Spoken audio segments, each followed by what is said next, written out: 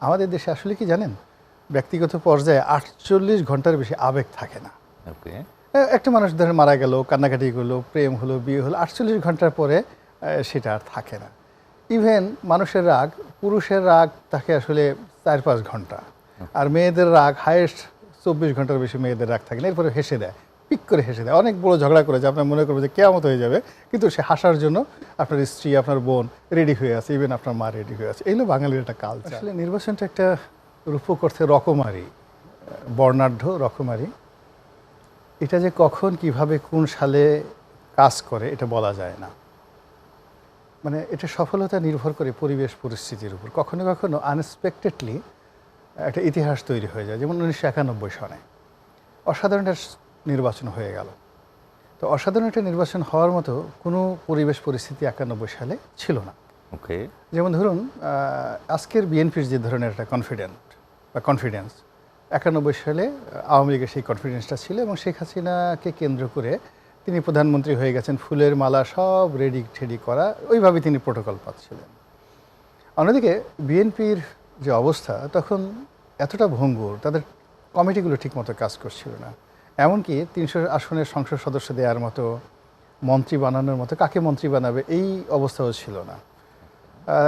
এরকম একটা প্রেক্ষাপটে দ্বিতীয়ত এরশাদ শাহীর একটা পতন, 9 বছরের বা 10 বছরের একটা শাসন, এবং সেটা সেনা সমর্থিত, সেনাবাহিনী ব্যাকড যে একটা ছিল, তার এগেনস্টে একটা গণ অভ্যুত্থান ঘটার পরে পুরো যাকে বলা হয় প্রশাসন কিন্তু কলাপস করেছিল। অজগরলা অবস্থায় ছিল।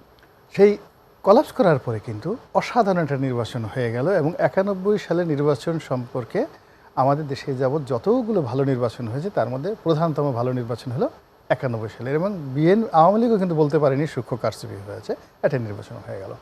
তো আপনি যদি মিলান যে এটা কেন হলো, আমার কাছে মনে হলো যে জনগণের একটা আশা ছিল, আকাঙ্ক্ষা ছিল গণতন্ত্রের জন্য, প্রচণ্ড একটা প্রেম ছিল, ভালোবাসা ছিল। আর নির্বাচন সংক্রান্ত যে বিষয় বা একজন স্বৈরশাসকের যে মন্দ যে বিষয়গুলো, ওই ব্যাপারে জনগণ এতটা বিক্ষুব্ধ, এবং যাকে বলে তাদের রিগ্রেট এত বেশি ছিল যে ওই ধরনের মাস্তানি, ব্যালট বাক্স ছিনতাই করবে, ভোট করবে, ম্যানিপুলেশন করবে, ওই কথাটা কল্পনাই করা যাচ্ছিল না। এবং খুব অল্প সময়ের মধ্যে ধরুন আমাদের ডক্টর মোহাম্মদ ইউনূস সাহেবকে নিয়ে যে আবেগ ছিল, যে আবেগ ছিল, প্রেম ছিল, ভালোবাসা ছিল, সেটা যদি 2024 সনের আমাদের দেশে আসলে কি জানেন, ব্যক্তিগত পর্যায়ে 48 ঘন্টার বেশি আবেগ থাকে না। ওকে। একটা মানুষ ধরেন মারা গেল, কান্নাকাটি করলো, প্রেম হলো, বিয়ে হলো, 48 ঘন্টার পরে সেটা আর থাকে না। ইভেন মানুষের রাগ, পুরুষের রাগ থাকে আসলে 4-5 ঘন্টা, আর মেয়েদের রাগ হাইয়েস্ট 24 ঘন্টার বেশি মেয়েদের রাগ থাকে না। এরপরে হেসে দেয়, পিক করে হেসে দেয়। অনেক বড় ঝগড়া করেছে, আপনার মনে করবে যে কেয়ামত হয়ে যাবে, কিন্তু সে হাসার জন্য আপনার স্ত্রী, আপনার বোন রেডি হয়ে আছে, ইভেন আপনার মা রেডি হয়ে আছে। এইগুলো বাঙালির একটা কালচার। কিন্তু কিছু জাতি গোষ্ঠী আছে যারা শত শত বছর ধরে বংশ পরম্পরায় নিজেদের ক্রোধ, ক্ষোভ, প্রেম, ভালোবাসা লুকায়িত রাখে। আমরা ওই রকম না। ফলে এখন দেখেন খুব যে লোকজন শেখ হাসিনার পতনের জন্য আল্লাহর কাছে দোয়া করেছে এই কারণে যে আমি এত অ্যাকশন করলাম, আন্দোলন করলাম, জেল গেলাম, জুলুম খাটলাম, শেখ হাসিনা তো মরে না, পরাজিত হয় না। এখন এই ব্যাপারে আল্লাহর সাহায্য ছাড়া আমাদের আর কোনো কাজ নাই। অনেক লোক তাবিজ করেছে, কবাজ করেছে, বান মেরেছে, টোনা মেরেছে, তারপর শেষে সকালবেলা শেখ হাসিনার মুখের দিকে তাকে আবার হতাশ হয়ে গেছে, আল্লাহ হইলোটা কি, দোয়া কি কবুল হইলো না, ও তো আরও শক্তিশালী হয়ে গেল।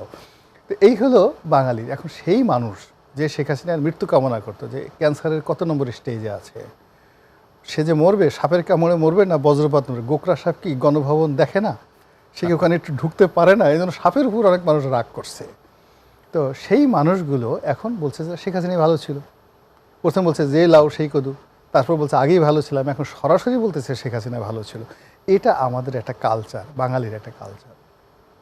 তো সেই কালচারটা কখন যে কিভাবে কাজ করে আমাদের দেশে আসলে বলা যায় না। এখনকার আজকের দিন পর্যন্ত যে অবস্থা দেখলে নির্বাচনে, সেটা হলো সব পক্ষই কিন্তু এক্সট্রিম পর্যায়ে আছে। যেমন সরকার, আমরা যারা বাইরে সমালোচনা করছি সরকার, আমরা দেখছি যে নির্বাচন হওয়ার 1% পসিবিলিটিস নেই।